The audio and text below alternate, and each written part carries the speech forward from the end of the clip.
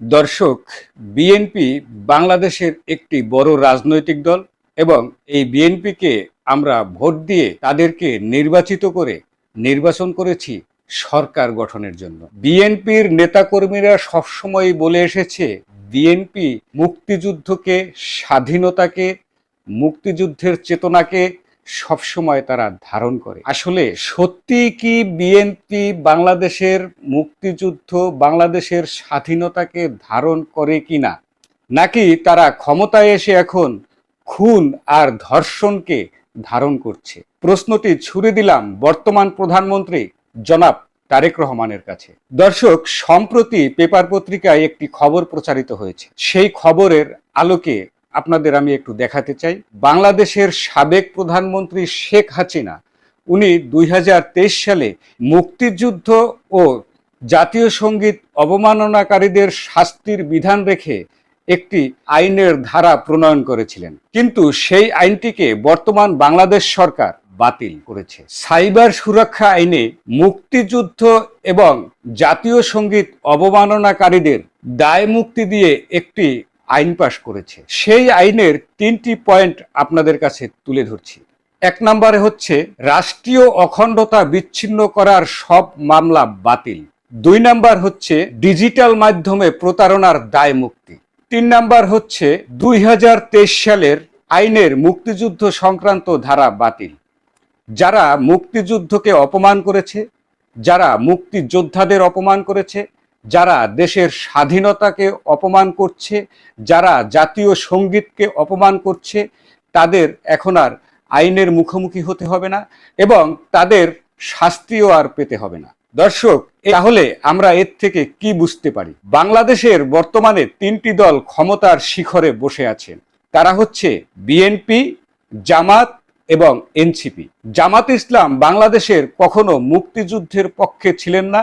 এই যে এনসিপি, জামাত এবং এনসিপি, তারা সবসময় মনে প্রাণে 2024 সালের জুলাই আগস্টের পরে এই যে অথর্ব কুলাঙ্গার, বিশ্ব বাটপার, একটা নরপিচাস, নরপশু ইউনুস মব সৃষ্টি করে গিয়েছিলেন, বাংলাদেশে সন্ত্রাসবাদ সৃষ্টি করে গিয়েছিলেন, সেটাকেই তারা ধারণ করে। অথর্ব কুলাঙ্গার, বিশ্ব বাটপার একটা নরপিচাসের পথই অনুসরণ করছে আমাদের বাংলাদেশের বর্তমান বিএনপি সরকার এবং তারেক রহমানের সরকার। আমরা কি এজন্যই তাদেরকে সংসদে পাঠিয়েছি? আমরা কি এজন্যই তাদেরকে বাংলাদেশের সরকার গঠনের জন্য পাঠিয়েছি? আরে ভাই, মুক্তিযুদ্ধ এবং স্বাধীনতাকে যদি অস্বীকার করতে হয় তাহলে বাংলাদেশ নামক দেশটাই তো আর থাকে না। এমন তো হয়নি আকাশ থেকে পড়ে এসে একটি বাংলাদেশের জন্ম হয়েছে।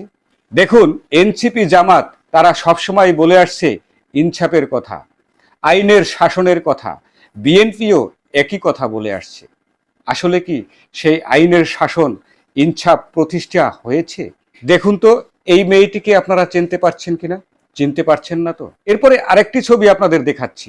এই ছবিটি কি চিনতে পারছেন? না, পারছেন না। এভাবেই কালের বিবর্তে, সময়ের ব্যবধানে সবাই একদিন পিছনের কথাগুলো, এর স্মৃতিগুলো ভুলে যায়। এটাই স্বাভাবিক। এই মেয়েটি হচ্ছে মাগুরার 8 বছরের শিশু আছিয়া। মনে করে দেখুন তো, এই 8 বছরের শিশু আছিয়াকে 2025 সালের 5ই মার্চ তার যৌনাঙ্গ কেটে ধর্ষণ করা হয়েছিল। মুমূর্ষ অবস্থায় তাকে হাসপাতালে নেওয়া হয়েছিল এবং জীবন মৃত্যুর সাথে লড়াই করে সে আর বেঁচে ফিরতে পারেনি, তার চলে যেতে হয়েছিল পরপারে। মনে পড়ে?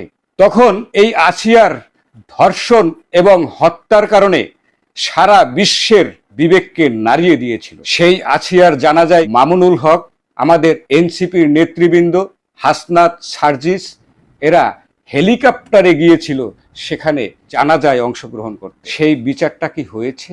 এই আসিয়ার স্বজনরা আজও সেই বিচারের আশায় গুমরে গুমরে কাঁদছে কেন? আপনারা তো ইনসাফ কায়েম করতে চান, রাষ্ট্রের আইনের শাসন কায়েম করতে চান, কত কিছুই না বলেন। কই বিচার কি হয়েছে? এখন ফিরে আসি রামিসা ধর্ষণ এবং হত্যার ঘটনায়। রামিসা ধর্ষণ এবং হত্যার ঘটনায় সারা বাংলাদেশের মানুষের বিবেককে নাড়িয়ে দিয়েছে। সারা বাংলাদেশের মানুষ রাজপথে নেমে বিচারের আশায় মিছিল করেছে। ঠিক সেই সময় আমাদের বর্তমান বাংলাদেশের প্রধানমন্ত্রী জনাব তারেক রহমান রামিসার বাবা এবং মাকে সান্ত্বনা দেওয়ার জন্য ছুটে গিয়েছিলেন রামিসাদের বাসায়। গাড়ি থেকে রামিসার বাসার সামনে যখন প্রধানমন্ত্রী নামছিলেন, সাধারণ জনগণ তাকে ভুয়া ভুয়া বলে ঘিরে ধরেছিল। রামিসার বাসায় যখন প্রধানমন্ত্রী তারেক রহমান এবং স্বরাষ্ট্রমন্ত্রী রামিসার বাবা মাকে সান্ত্বনা দিচ্ছিল, ঠিক সেই সময় চট্টগ্রামে আরেকটি ঘটনা ঘটেছে। এক ধর্ষককে সাধারণ জনতা অবরুদ্ধ করে রেখেছিল। র্যাব এবং পুলিশের সাথে ধাওয়া পাল্টা ধাওয়ায় লিপ্ত হয়েছিল। সেটি কি জনাব তারেক রহমান ওই সময় জানতেন? সাধারণ জনগণ বিচারের জন্য উত্তাল হয়ে রাজপথে নেমে এসেছিল। তখন এই অবরুদ্ধ ধর্ষককে উদ্ধার করার জন্য পুলিশ এবং র্যাব গিয়েছিল। র্যাব এবং পুলিশের সাথে ধাওয়া পাল্টা ধাওয়ায় লিপ্ত হয়েছিল, কারণ বাংলাদেশের বিচার ব্যবস্থার উপর সাধারণ জনগণের আস্থা হারিয়ে ফেলেছে। বিচার আর হবে না, যে কারণে এই ধর্ষককে আইন শৃঙ্খলা বাহিনীর হাতে ধরিয়ে দিতে রাজি ছিল না। দর্শক, এখানে একটি কথা বলে রাখি, যখন রামিসাদের বাসা থেকে প্রধানমন্ত্রী, স্বরাষ্ট্রমন্ত্রী এবং আইনমন্ত্রী বেরিয়ে আসছিলেন, তখনও কিন্তু এই মিরপুরের সাধারণ জনগণ ভুয়া ভুয়া স্লোগানে ঘিরে ধরেছিল। দেখুন সেই ভিডিও।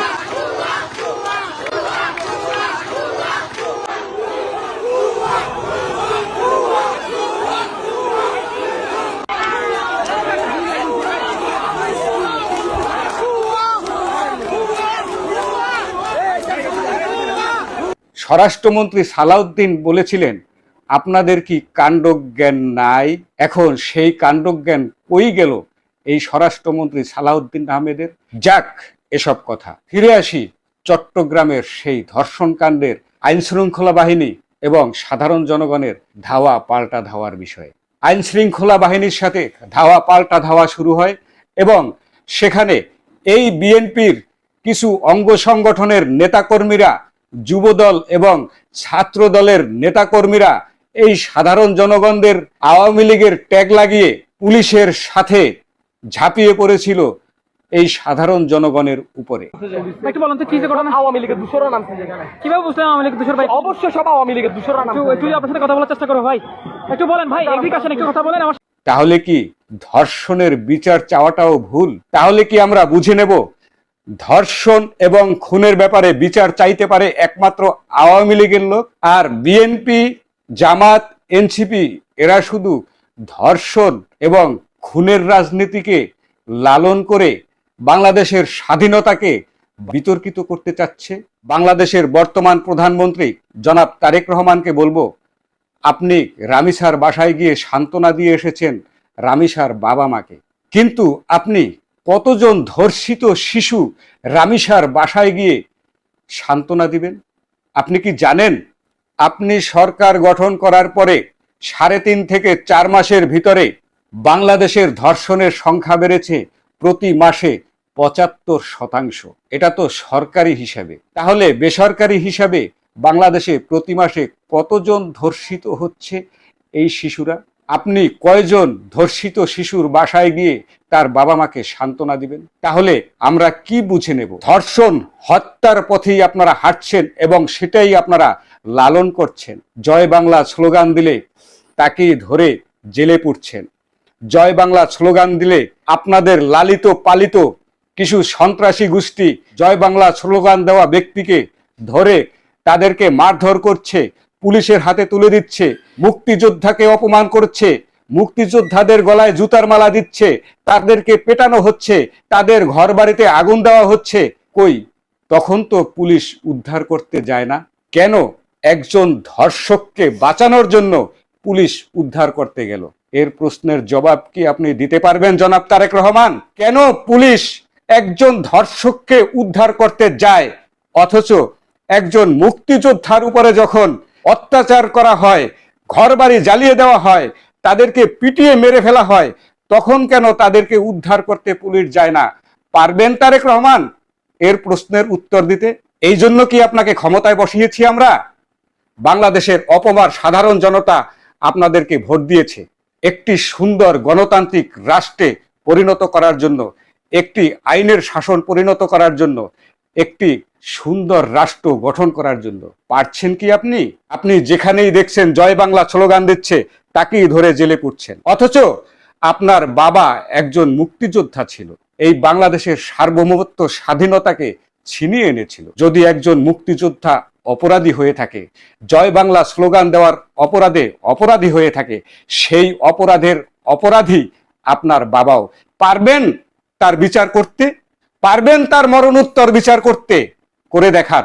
শেষ পর্যন্ত এই ছোট্ট শিশু রামিছার ভাষায় রামিছাকেই বলতে হচ্ছে, আমার জন্মই যেন আমৃত্যু পাপ। কি অপরাধ ছিল আমার? আমি একজন শিশু, আমার মতো যেন আর কাউকে জীবন দিতে না হয়। ভালো থাকো বাংলাদেশ। আজকে এ পর্যন্তই। দেখা হবে পরবর্তী কোনো ভিডিওতে। ততক্ষণ আপনারা ভালো থাকবেন, সুস্থ থাকবেন। ধন্যবাদ।